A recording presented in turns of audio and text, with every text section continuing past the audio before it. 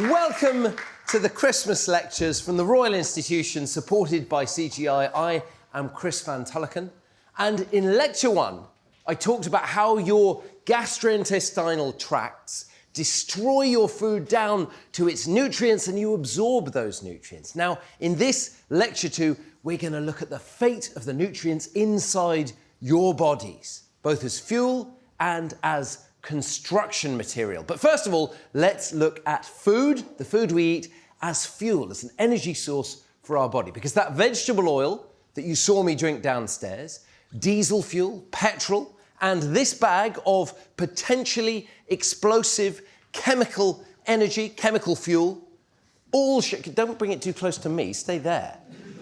They're all very similar forms of chemical energy. Now, I need a volunteer. How about you there? Yes, in the grey. Yeah, come on down. Come on down. Very nice. Here, turn and face the audience. Now, what's your name?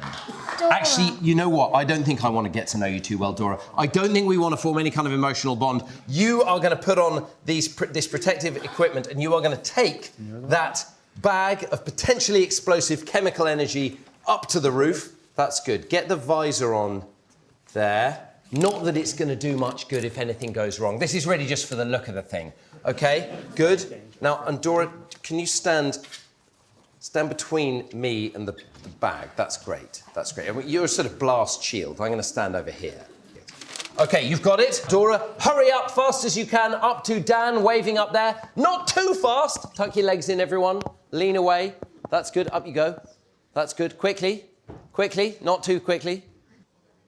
And we're all safe. Great. Now, as that special fuel makes its way to the roof, we've seen lots of different engines so far. You've seen that truck engine. You've seen the little engine in my motorbike. I now want to show you another kind of engine. This is a steam engine.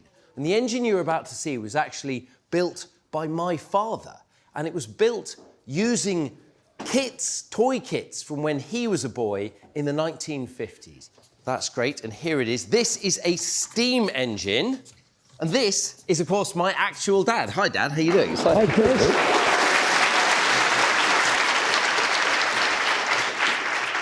It's running really well. What are you running it on, though? Chocolate. And it needs a little pep up here. Need a little pep up. Pep up. Yeah, we'll keep it going. Can you show us the little tray? Oh, yeah, it's oozing. The tray with the chocolate. There's a bit of...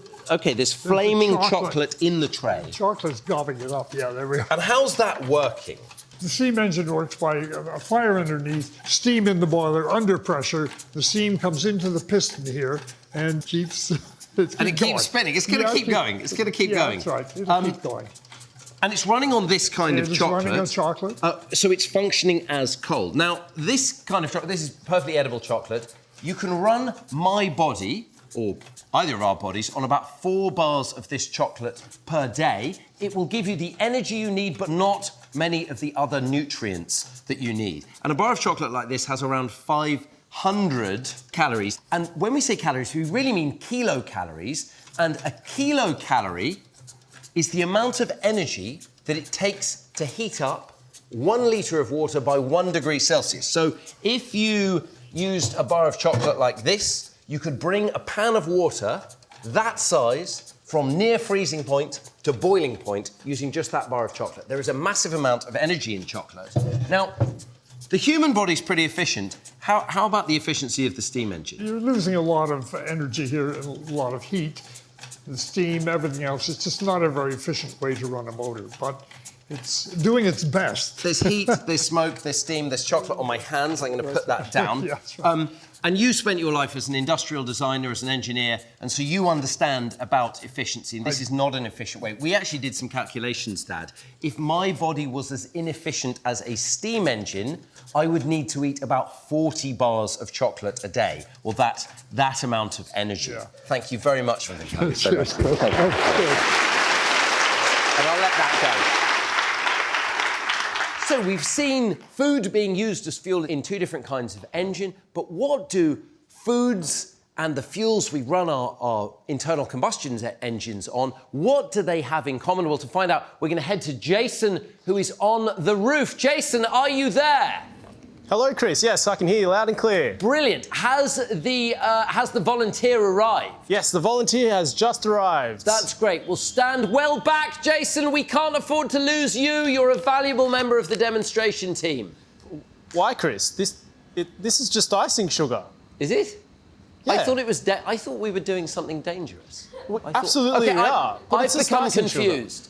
Sorry, Jason. So, what are you going to do with the icing sugar?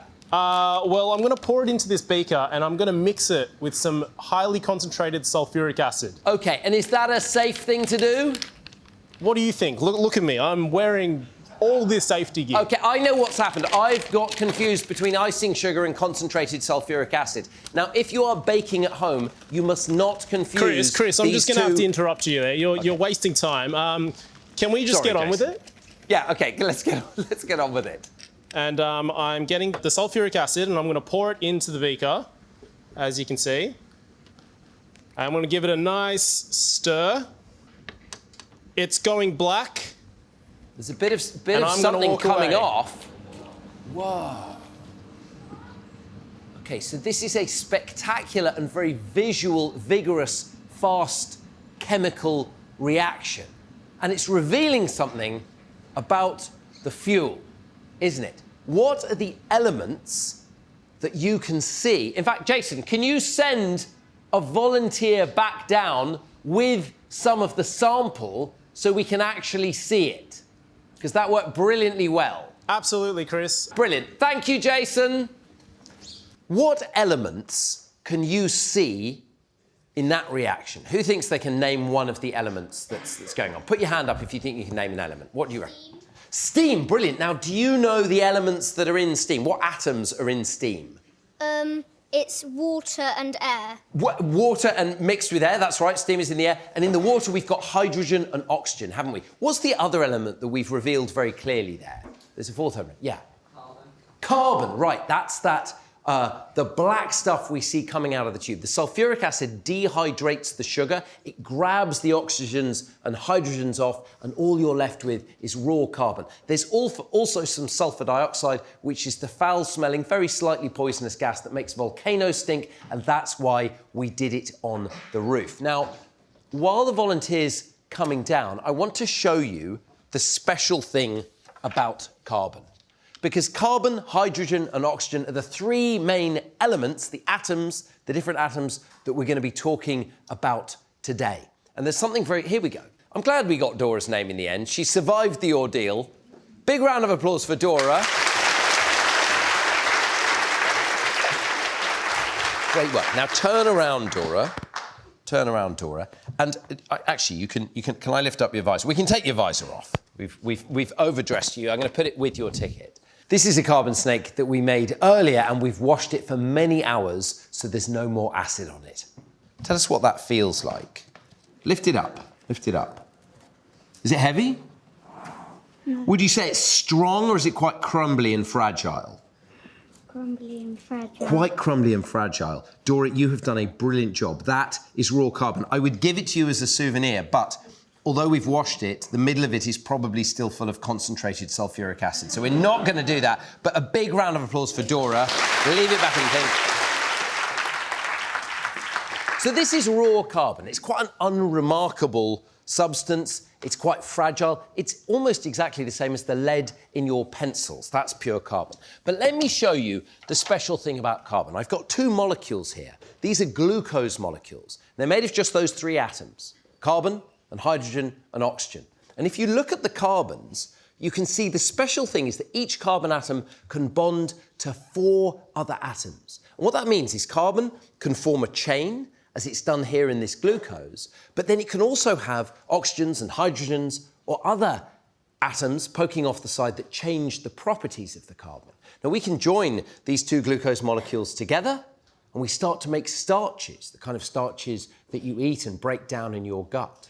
If you were to give me another kind of atom, if you gave me some nitrogen, I could rearrange just these then 4 elements and make amino acids, the building blocks of proteins. And proteins are the complicated molecules that really make you, you. If you then gave me some phosphorus, I could make DNA, okay? So carbon is the basis for all of the important molecules inside your body. It's how we make big, complicated molecules. And it's 12% of the atoms in your body are carbon. But where does all the carbon in your bodies come from? All the carbon atoms in your body, almost without exception, have come from plants. Now, some of them may have gone through an animal first, but they all come from plants. What this plant is doing is taking in carbon dioxide from the atmosphere, and it then uses the sun's energy or energy from the lights in the theatre to make complex molecules, molecules that we can live on. And most importantly, plants make our fuel. And we call the molecules that we can get energy from macronutrients. And there are 3 main ones: fat, protein, and carbohydrate. They all come from plants. And they contain very different amounts of energy. So when we talk about energy, we do talk about kilocalories, and we say that proteins and carbohydrates produce around 4,000 kilocalories per kilogram, but fat has far, far more energy, almost twice as much energy, around 8,000 kilocalories per kilogram. Now, to demonstrate just how much energy there is in fat, I have asked Dan from the demonstration team to prepare a chip pan fire as a way of showing just how much energy there is in fat. Here he is. Dan, I'm expecting this to be pretty spectacular. It's gonna be good. Chip pan fires, of course, are very dangerous, so there's a health and safety element to this demo as well. OK, Dan, I want this to be big. Of course. It's the first really big demo we've got going. I'm excited. Set up the chip pan. OK, so first of all, we need my chip pan. What's that? It's my chip pan. That's not a chip pan. You can get 1 chip in there. Yeah, but I think this will be good enough. Dan, this is really embarrassing. This is my lectures. Why are you doing this? I wanted a proper chip. All right. I really think this will be good enough. OK, Dan has prepared the world's smallest chip pan fire. We're all going to have to use our imaginations here to see how this works. OK, Dan, well, tell us what you're going to do. So I've got some oil. Great. I'm going to put some oil in my chip pan. I mean, this is hopeless. I'm so sorry, everyone. I'm embarrassed. This isn't how I wanted my second lecture to be going, but just, sorry, Dan, get on with it. Get on with it. It's got obviously some All PPE. right. So you put a small amount in and... Yeah, look at all that. Yeah, that's looking great. OK, what are you going to do? Set it on fire? I am going to heat it up, but you are going to want to back up. Why? What, like here? Further than Dan, that. there's hardly any... All right, I'll go and stand over here. I'll humour him. Okay. An abundance of caution. Safety Dan, they call him. OK. I'm going to heat the oil up. Great. I'm going to get it smoking and see if we can set it alight. Great, OK. Well done, Dan. Chip pan fire.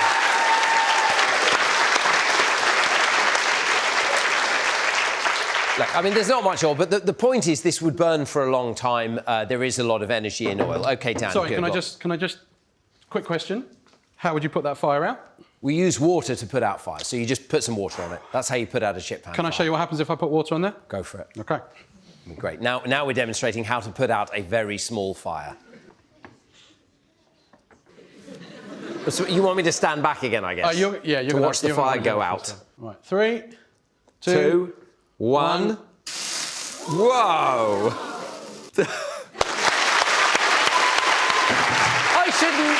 You shouldn't have doubted me. I should never have doubted Never you. doubted me. Tell us what happened, Dan. So that was very spectacular. It was, right? So water is denser than oil, which means the water I put in sank to the bottom of the oil. Right, like in a dressing. Exactly, yeah. Right? But the oil is way over 200 degrees Celsius, so that water boiled really quickly. Steam went up into the air, and every little bit of steam carried up a bit of oil with it, mixing with the air and the oxygen that's in it, and so we released almost all of the energy in there in one go.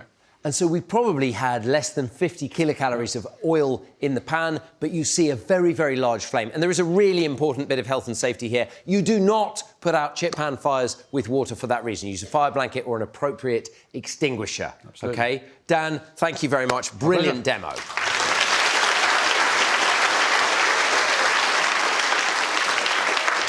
So we've burned some fuel in oxygen, we've done it in the engines, we did it in the steam engine, we've just done it with the chip pan fire. But what is happening down at an atomic level when we burn things in oxygen, when we burn fuel?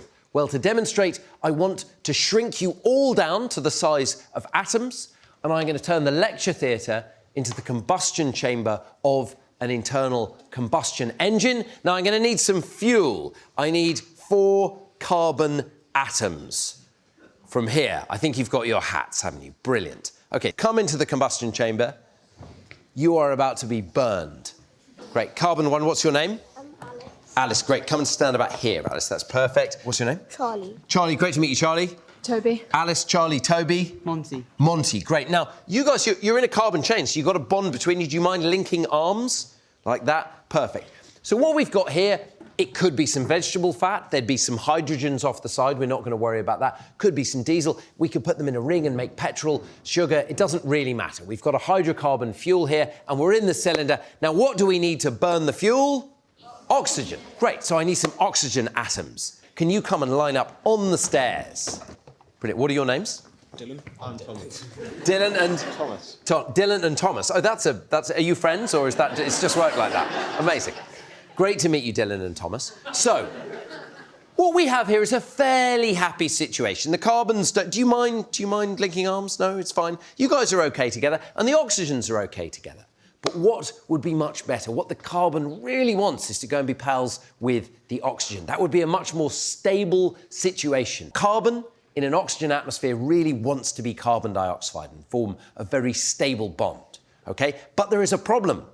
You're already attached to these carbons. So we have to supply a little bit of energy to break this bond. It could be the spark plug, could be heat or pressure, and I'm going to chop you guys apart. Now, Alice, we've got you as a free carbon atom, and we need to release the bond energy. Now, when I say, you are going to go between Dylan and Thomas and link arms with both of them. Are you ready to form the bond? In 3, 2, 1, go. Link arms. There we go. And that is when the energy is released. It took a little bit of energy to break this bond, but in making that very stable bond, we released a lot of energy. You are now carbon dioxide. You are a waste gas. You are going to go out the exhaust and pollute the planet. Get out of here. We don't want you anymore. Thank you. Now, in the cylinder, of course, this is happening the whole time. OK, it's happening with great frequency. So we need to chop the next carbon. Go, stand between the oxygens. And when I say we're going to go 3, 2, 1, form the bond, great work. And we have more carbon dioxide. Go and cause global warming. Out you go. Next pair of oxygens. Down there. OK, chop the final carbon bond. Go and stand between them. 3, 2, 1, go. Great. Carbon dioxide, you're going to go and cause a climate catastrophe. Acidify the oceans. There you go. Now, we're left with a single, solitary carbon atom. There's no oxygen to burn you. And I'm sorry about that. That happens in cylinders. So you are now a particle of soot, OK? And you're not going to cause global warming. You're going to go and cause lung disease. So what could be more Christmassy than a lump of real... This is real coal. You've got to hold it and your hands are going to be filthy. A real lump of coal from the Royal Institution. Out you go. Go and cause all kinds of lung disease on the streets of London. Big round of applause. And you could all come back and go to your seats. You understand now how energy is released when we burn fuel in oxygen, but that's no way to power a living organism, is it? Flame, soot, huge quantities of heat, noise and smoke. We can't do that inside our cells. So to understand what does happen inside our cells, I want to turn the theatre now into a cell and welcome our biochemistry expert to help me explain this, in fact, to explain it to me, Dr. Kat Arney. Thanks for coming, Kat.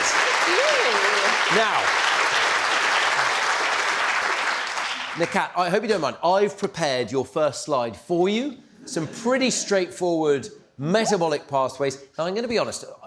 As you go through your science careers, biology A-level, some of you might do biosciences, you meet these pathways. They are quite intimidating. Kat, I reckoned if I gave you a couple of hours, could you get us right through to the end in as much detail as you can? Well, I don't know about all of you, but I've got a train to catch, so I can boil all of this down into 4 simple principles. Whoa, okay. Why did no one do this at medical school? OK, go for it. So we're starting at the beginning from those hydrocarbons, the carbon molecules, these rings and strings, and what we have to do is burn them, but in a very, very controlled way. All of metabolism is just about control. So very, very controlled burning of these sugars. Then we release a bit of useful energy. We release some byproducts like carbon dioxide, like water, like a bit of heat, just like that engine. And then, and this is the really useful bit, high energy electrons. That's what we want. OK, so this stuff, the main output we care about, and I'm guessing it's something to do with this demonstration, is high energy electrons. High energy electrons. And are they just whizzing around the cell on their own? No, that's far too risky. No, they're being carried around by these carrier molecules called NAD. So we have to carry these electrons to where we can then use that energy to turn into a form of energy that can power our cells. Now, Kat, would you like some high energy electrons? I certainly would. OK, I think we have some here. I need 16 high energy electrons, the pairs on the outside of this row, and I need to send all of you high energy electrons to go and queue up those stairs there. Would that work, Kat? Yeah, so let's get all of them down and then I'll tell you about where we are. Don't knock that over. Great, and go and queue up the stairs. Brilliant work. That's good. And form a queue, and we kind of stack them up as if they've got high energy. You see what I did there? So very energetic. But before we do that, I just need to set the scene a little bit. So Chris turned this lecture theatre into a cell. But where the energy is generated is in a very, very special part of the cell. So if we can just get a little picture up, please. So what we're talking about is these little cellular power factories. Now, they look a bit like jelly beans, but these are called mitochondria. And you have loads and loads and loads of these inside every cell, and they're very, very, very tiny. But the important thing that we need to know to make energy is that, like all things inside our cells, they're made of membranes. So we have outer membrane there, and we have the inner membranes here. And on all these inner membranes, there are some pumps. And that's what we're modelling here. We have some pumps. And what these are doing is basically, like you would use electricity to power a pump and store something up, we're going to use our high energy electrons to power our pumps and store up some energy in a form that we can use. Okay. How about that? So these pumps that we're seeing here, we're on the inside membrane of the mitochondria. We've had controlled burning of food, of, let's say, a glucose molecule. Carbon dioxide's been released, but we've now got high energy electrons being delivered into this system of pumps. OK. Absolutely, yeah. So then we're going to turn it into a form of energy that we can then release again in a very controlled way. So, you feeling energetic, my electrons? Yeah. Right. Chris, I'm going to show you what you need to do. Can I be the first electron? Yes, absolutely. Sorry to barge in. So I want to go with the pumps. So basically, we're going to kind of roll down. It's a gradient. So we're going to go through on a gradient. And you really want to get to here because there is something very, very special. What's at the end of the pumps? Why are the electrons flowing? You will find out, but you're going to want it. OK. OK, so what you need to do, turn on this pump. OK, I've grabbed the first pump. Yeah.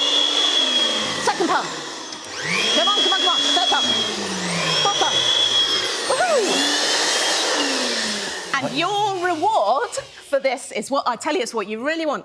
It's 1 molecule of oxygen. And 2 molecules of hydrogen. So the electron, so H2O Makes. plus the electron, I've made water, and this is the oxygen we breathe, dragging those electrons across. And making I love water. It. And so there, you're now, put them you've back. expended all your energy, and off you can go. So, ready? Steady? Here we go. It's good. Give it a good pump. That's great. Next one, next one, next one. Keep going. Give it a good old pump. Okay. That's great. All right, Squeeze here we all go. the pumps. Couple of hydrogens. Oh, That's great. Keep them running.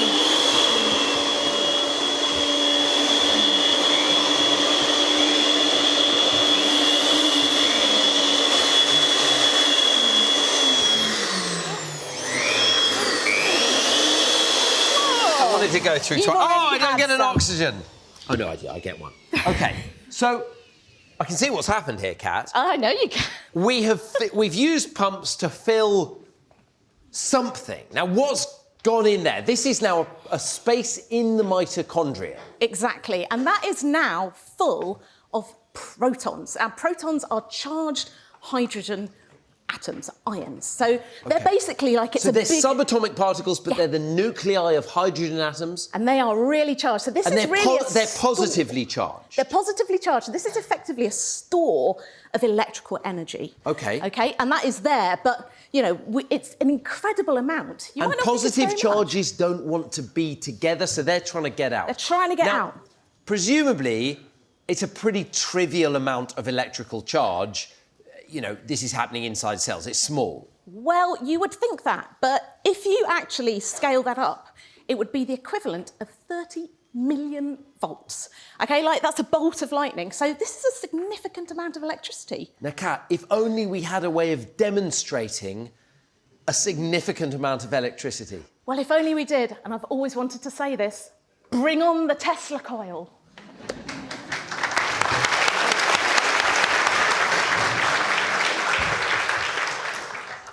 Wow, and the Tesla coil has come with... Thank you. This is with Professor David Ricketts from Harvard University. Very good to see you, David. good to Can see you talk us through it? Sure. So the electronics here are going to create a huge electromagnetic field in this coil. And it's going to resonate up, and it's going to come out as a giant spark right there.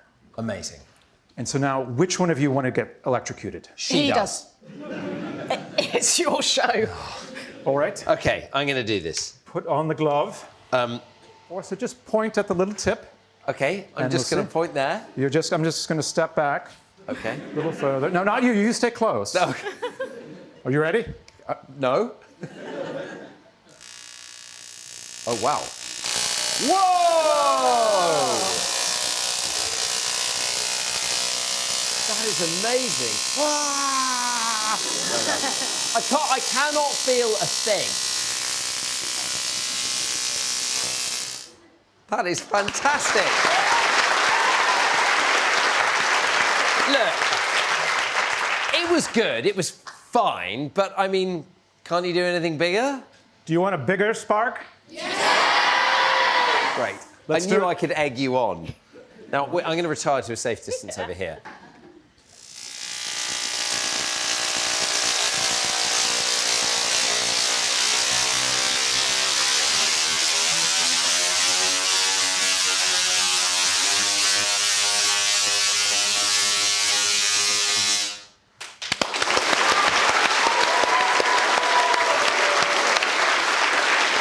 And David, before you go, how many volts is this producing roughly? So this is producing almost 1 million volts at its maximum power. OK, fantastic. Professor David Ricketts, thank you so much.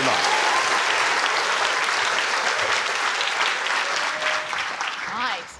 So, Kat, Professor Ricketts said it's producing almost 1 million, but you said in the mitochondria we have a charge of 30 million volts per metre, so a massive amount of It's energy. zappy.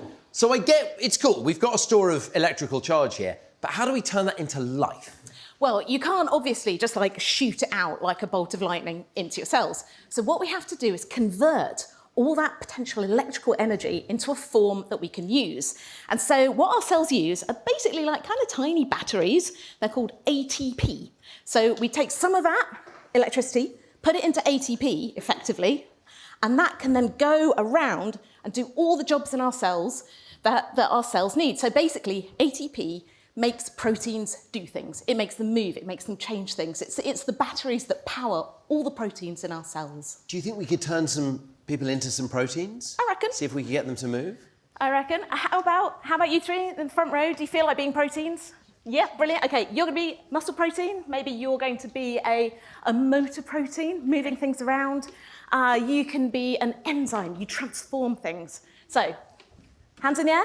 When ATP hits you, you're going to do a little motion, right? Okay, so I'm going to Kat, what have I got here? I've got... That's some bubble mixture. Okay. That we're going to make bubbles of ATP. When a bubble hits you, you move. So the protons are going to flow out. You're going to allow the protons to flow out, and they're going through something that makes ATP. Okay, when the bubble hits you, hands up in the air, do the move. There we go. Yeah, there we go. Great. Now, if you just scale that up to the millions and millions of proteins in all the cells of your body, you actually turn over your own body weight in ATP every single day. So a massive amount. Yeah, huge amount. So just imagine that, but like lots and lots of it. And that is life. That is life in your cells. Could you demonstrate that a little bit bigger?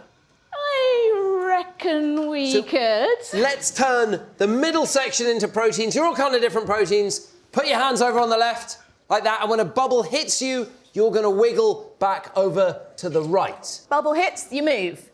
So this is ATP making proteins move and making you alive.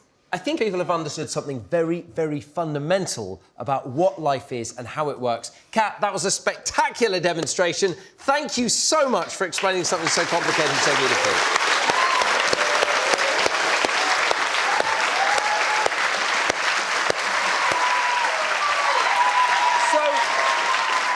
There is a saying in biochemistry that life is nothing more than an electron looking for a place to rest. And in our bodies, that place is oxygen.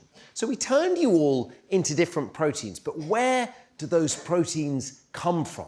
And all of our tissues, where does it actually come from? Well, of course, we're made of what we eat. The difference between all of you today and when you were a baby is simply a huge number of meals. So in order to see exactly what we are made of, I need a volunteer, a very willing volunteer. Okay, young person there with the lanyard. Yes, great. Good, big round of applause. Come on down, stand here. Now, what's your name? Veer. Veer. Yeah. Are you having a good show, Veer? Yes. What was your best bit so far? The bit where you did the confetti. Oh, you like the confetti? Yeah, I enjoyed fun. that. They have You scared me. a good pop. Okay. We've got to get on with the experiment. I want you to come over here because it's been nice getting to know Veer, but it's going to be a short encounter because, Veer, what you volunteered for is to be entirely deconstructed down into your molecular components, and then we're actually going to break some of those molecules up into their individual atoms using our human deconstruction machine, OK? So a farewell, adieu to Veer. In you go to the deconstruction machine. Bye-bye, we will miss you. It's been great getting to know you. He seemed like such a nice chap, didn't he? Now, are you ready? Go. 5, 4, 3, 2, 1.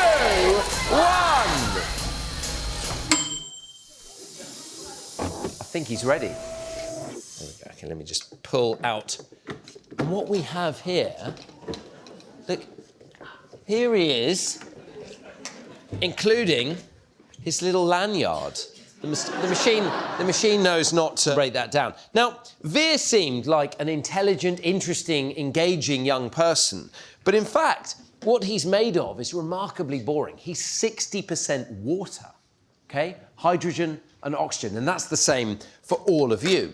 He then, like everyone else, has a bit of fat. You've got to have some fat on your body in order to be healthy.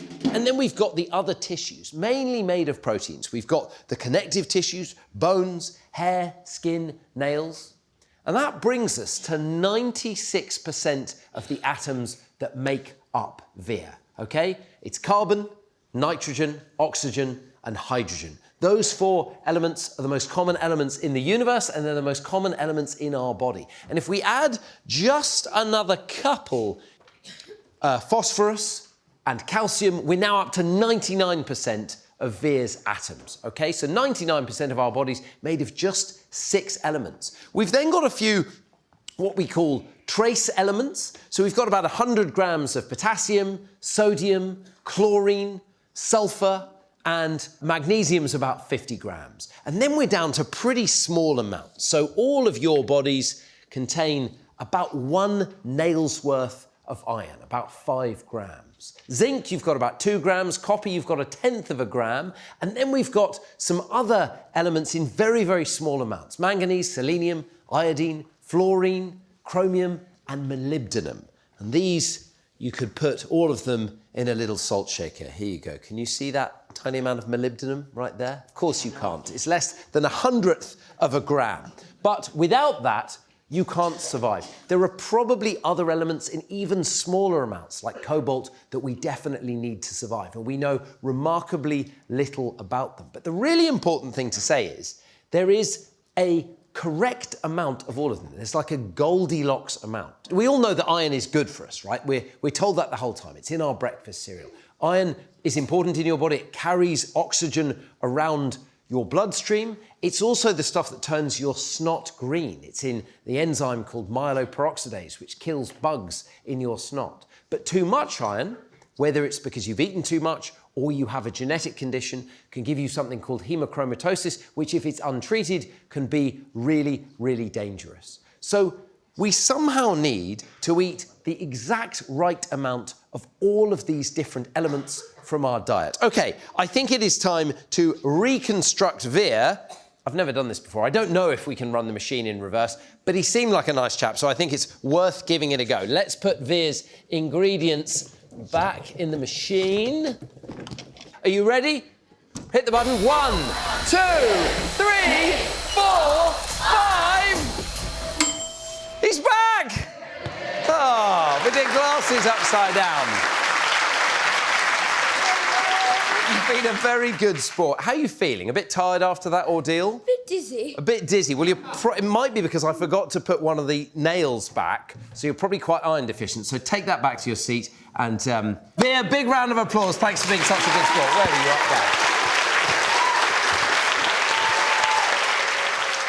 So that's the atoms, the elements, but what about the molecules? Because our body is an amazing chemical factory. There are hundreds of thousands of unique molecules throughout our body, and we can make from scratch almost all of them.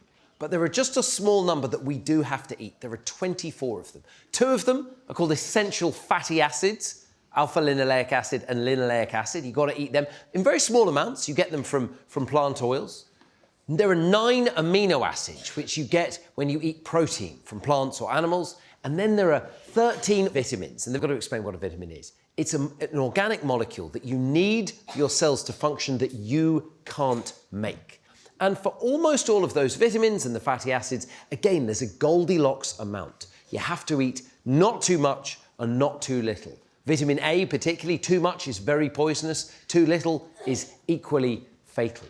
So how do animals do this? We're quite used to reading dosages on the side of our vitamin pill bottles, but animals don't do this, and clearly we didn't have vitamin pill bottles for most of our history. Well, carnivores have a pretty easy job, okay? The lion is made of the same ingredients as the giraffe. All of the vitamins, the essential fatty acids, the minerals in the giraffe that the lion needs, it can just get by eating raw giraffe and building itself. But herbivores have a much harder task because plants, fungi, algae, they are made of quite different things. And so somehow herbivores have to move through the world, avoiding the carnivores and eating not too much and not too little of all of those different vitamins and minerals. How do they do it? And can humans do the same thing? Well, the first person to really try and answer this scientifically was an American pediatrician called Clara Davis. And she was doing this experiment almost 100 years ago in Chicago in America. And there was a problem at the time that lots of people had babies that they couldn't afford to look after.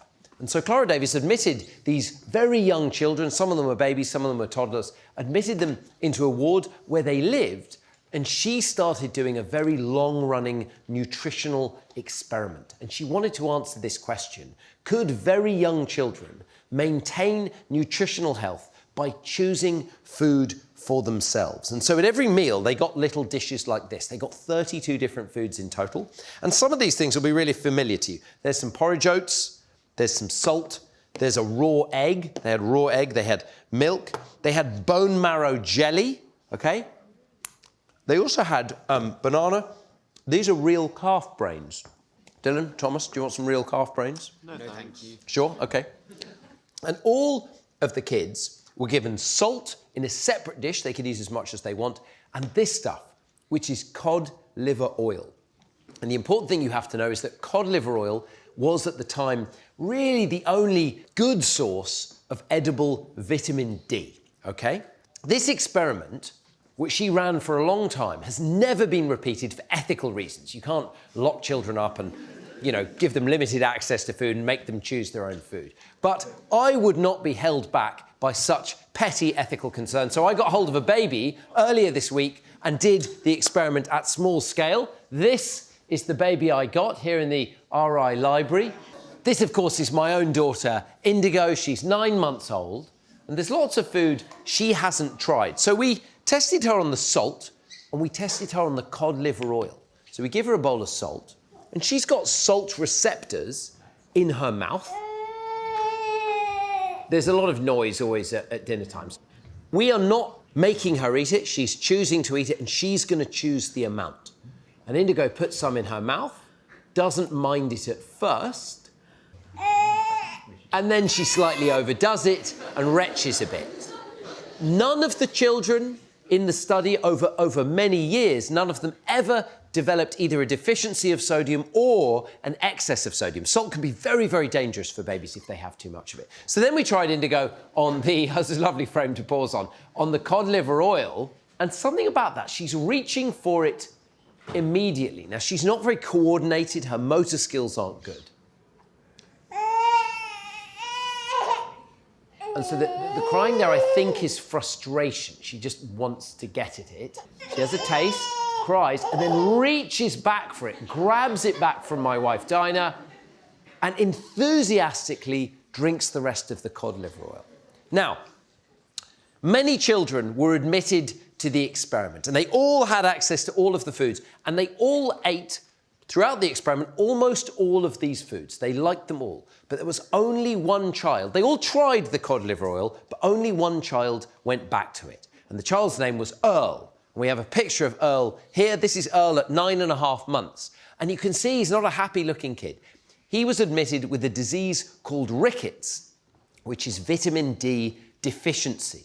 And when you lack vitamin D, you can't lay down calcium and phosphorus in your bones. You get weak bones. We can see here an X-ray. This is when he was admitted. You can see the bones are fuzzy. They're not very white compared to the arms, okay? There's not a lot of mineral in the bones. So Earl is admitted with vitamin D deficiency rickets, and he's offered the cod liver oil like all the other kids, and every single day, he, like Indigo, chugs that little glass of cod liver oil. He loves it. He drinks a lot of it. It's quite a big glass he has. And gradually, his rickets gets fixed. So if we see the next X-ray, this is after about 5 months of drinking cod liver oil. You can see his bones, very, very crisp, clear ends. They're bright white, and his calcium and phosphorus levels have normalised in his blood. And on that day, he stopped drinking the cod liver oil and never touched it again. Something in him was telling him he needed something in that cod liver oil. And we still don't understand very much about what it was that he was tasting. And the really interesting thing for me was I assume that Indigo is getting enough vitamin D in her diet, but her enthusiasm for cod liver oil makes Dinah and I wonder if we should be thinking a bit more carefully about what she's eating. And here is Earl looking incredibly healthy a few months later after his rickets has been cured. So clearly, humans and wild animals, without any access to dosages or nutritional information tables, are able to meet their nutritional needs perfectly. You don't have to calculate the amount of sodium in all your food to not become sodium deficient or to not become excessive in sodium. But one of the other things that wild animals and humans historically regulate very, very tightly is the amount of energy we take in. We've historically not put a lot of energy into storage on our bodies. But in the UK now and around the world, that is changing. We seem to have stopped being able to regulate that energy store on our bodies, mainly in the form of fat, and so we are all getting larger. And this has caused a controversy in science because two things seem to have changed at the same time. First of all, the food we eat has dramatically altered. But the other thing that's really altered is how we live our lives. We're all much more sedentary. We do less. So are we getting larger because of our lifestyle or are we getting larger because of our food? Well, to demonstrate the answer to this, I'm going to need 4 more volunteers to play me. Okay, I'm going to go up to the back, the young person in the, you've got reindeers on your top there. Okay, we'll have both reindeers, yes, since you stood up to the left of the boy with the Arsenal top. Yes, you. Great, come on now. Let's also get you and you as well. Come on now. Stand in a line here. Now, you're all being me. What's your name? Irish. No, you're Chris. Remember? Okay, name? Chris. Very good. Chris. And Chris. But you are different versions of Chris. The important thing is you're all 46-year-old men. You weigh around 80 kilograms, okay? And you have a small amount of male pattern baldness, but not any amount that we're going to draw attention to. Okay, but you have very different lifestyles, okay? So you, Chris, you are an ancient hunter-gatherer. Can you put that around your neck? Okay, so you live, Chris, 50,000 years ago, before the dawn of agriculture. If you want to eat meat, you have to chase down an antelope, okay? You run about 15 kilometers every day. If you want to eat vegetables, you've got to climb a tree or dig them out of the ground with a stick, okay? You have an incredibly active life. Got that? Everyone got that? Right. Now, you are Dr. Chris, okay? So you're not entirely sedentary. You walk around the hospital a bit. You cycle to work once a week, but you are not brilliantly active. You don't have a gym... Actually, you do have a gym membership and you never go. You don't have time for exercise. You are pretty busy being a doctor. You don't do nothing, but you're not being like the hunter-gatherer. Now, you... What's your name? Helena. No, you're not. You're Chris. Chris.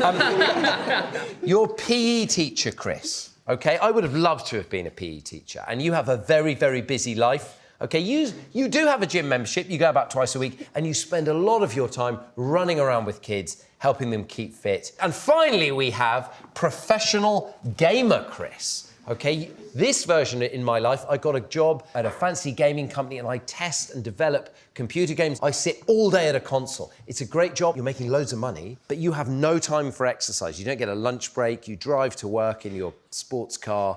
Okay, 4 different Chris's, and now we are going to play a game of more or less energy. Now, in this game, it's a very simple game. There's a lot at stake. You're all going to play as one team together, okay?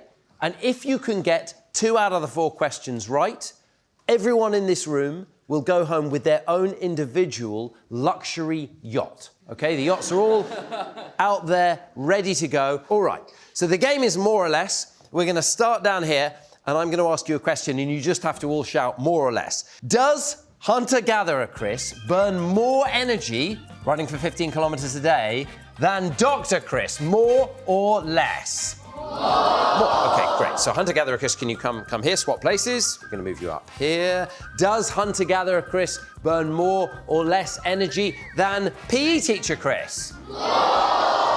More. That was very... I thought someone might say less, but I think that's right. You know, PE teacher Chris is running around a bit, but you don't ever have to chase game down, do you? Okay, great. So hunter-gatherer Chris is going to move this way. And... is hunter-gatherer running down antelope all day, every day, digging tubers out of the ground Chris, burning more or less energy than sedentary gamer Chris? Thank you. So, do this. Now, is sedentary gamer Chris burning more or less energy than Dr. Chris? Less. Less. Very useful. Okay, so there Who thinks that PE teacher Chris burning more or less energy per day than Dr. Chris? Okay, let's move you there.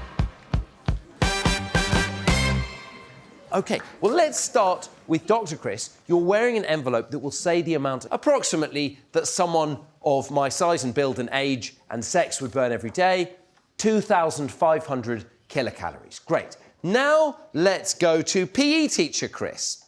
Let's see how much energy. There's a lot riding on this. 2,500 calories per day. Okay, so you've got one wrong. These two were the same, and no one said that. Let's go to Gamer Chris next. Open your envelope. What's it going to say? 2,500 calories per day. So these three seem to be burning the same amount of energy per day. Finally, Hunter-Gatherer Chris, surely you are going to be using more energy every day, but you're not. 2,500 calories per day. The best science, and this has been done on humans and animals, shows us that people with the same body composition of the same age and the same sex, regardless of their lifestyle, burn around the same amount of energy per day. There are some extreme exceptions. If we had an Olympic athlete, an Arctic explorer, they might be an outlier. But within these four groups, we have evidence that they're burning very, very close to the same amount of energy per day.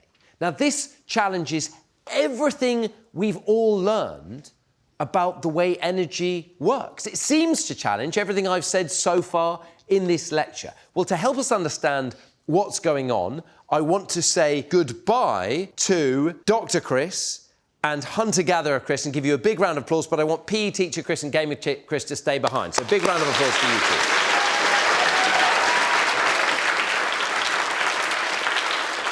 So we want to demonstrate what's going to happen now. So I've asked Dan to prepare a very, very straightforward, safe and simple demonstration of energy use to talk about the similarities and differences between Gamer Chris and PE teacher Chris. Dan, what have you prepared for us in the tubes? Gunpowder. Gunpowder, great. But not real gunpowder. Real gunpowder. Real gunpowder, Yeah. OK. Yeah. But we're not going to let the kids set it off or anything. Well, I'm not doing it. The kids are going to set it off. Yeah. OK, brilliant. This is the absolute last thing I wanted. Clearly, it's very important you don't do anything with gunpowder at home. Now, a lot of your energy just goes on cellular metabolism, keeping your cells churning over, keeping your heart pumping, your breathing muscles working, your immune system functioning. Your brain requires a massive amount of daily energy, no matter what else you do. So you're committed to spending around half your energy budget on that stuff. So Dan, how are we going to do it? OK, so if you pop those goggles on in front of you there, pop these goggles on as well. OK. In a moment, I'm going to give you a remote. You, my friend, are going to press button A. You've just got one button to press in a moment, OK? So let me arm that. Hold on to that. Take a big step back. Don't press the budget. Step back. Let me arm this one. Take a big step back. Remember, we'll do a countdown, and you're going to hit your buttons. You're hitting that button. You're hitting A. Chris, you might want to step back a bit. OK, should we give them a countdown? 3, 2, 1. Brilliant. So this is the energy that's just being used in the body to maintain functions, to build and repair tissues, to run the immune system. If you spent all day asleep, you would still be having to use this energy. You're committed to it. But now we have some differences. So I'm going to go first of all to Gamer Chris, because you've each got around half your energy left. Yep, so we've got Dan, some energy left. You've got a little canister of gun. It's great, we're just getting the kids to handle the gunpowder. Love this. So, Gamer Chris, you're going to come forward, and Dan has set up some more tubes. So now, remember, Gamer Chris is committed to spending the energy. He's not going to store this excess energy, all right? He's going to burn it. The question is, what are you going to burn it on? Well, we have 3 tubes here that represent, Dan, put out the signs. So we're going to represent stress, inflammation, and other things. And other things, OK? So I want you to pour some gunpowder. Dan will give you a hand. And Gamer Chris, remember, doesn't have any choice here. And the grown-ups will recognise this in the audience. We end up in a life that's sort of handed to us by lots of external forces. So this isn't some deficiency of Gamer Chris. He hasn't made bad choices. He's ended up with a job in a life where he cannot choose to go and spend this energy on doing exercise like PE teacher Chris can. OK. Are these armed? Is that the right expression? They're now armed. OK, we'll give you a countdown again. Are we ready? 3, 2, 1. Amazing. So what's happening here is levels of inflammation are up, we're spending energy on anxiety, we're spending energy on high hormone levels that actually aren't very good for us. Gamer Chris, how are you feeling now?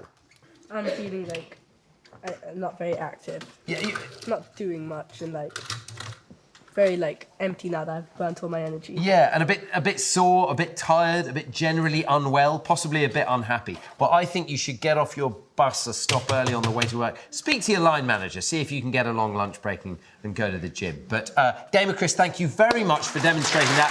Brilliant demonstration. Head back to your seat. Now we have PE teacher Chris. Now, how are you going to spend your days?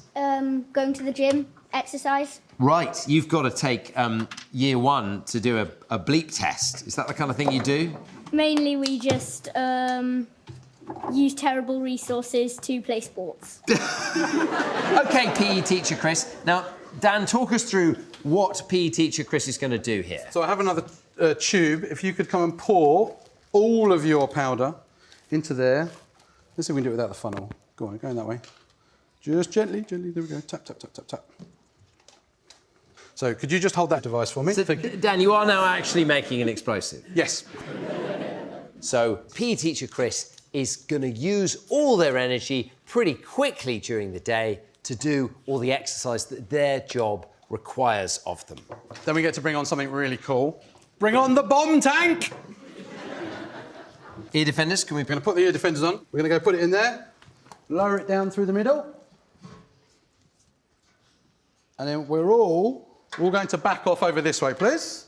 Because over here, we have my other really cool toy. I'm scared at this point. You're scared? Don't worry, because we have the big red button. Yeah, nothing to be scared of there. Nothing to be scared of there. So, we're going to give a countdown, and you're going to press that big red button. Ready? 3, 2, 1. And big round of applause for PE teacher Chris. How are you feeling now? You're going to go straight to bed. Yeah. You're not going to spend any energy on anxiety. Now, there's a theory we've demonstrated there, which is why we think exercise is good for us. And there's a lot of evidence in agreement about this, not a lot of evidence to the contrary, but it's still a theory. We think that exercise is good for us because it steals some energy from our budgets for inflammation and for anxiety. But what it isn't doing is changing the total amount of energy that you're burning in a day.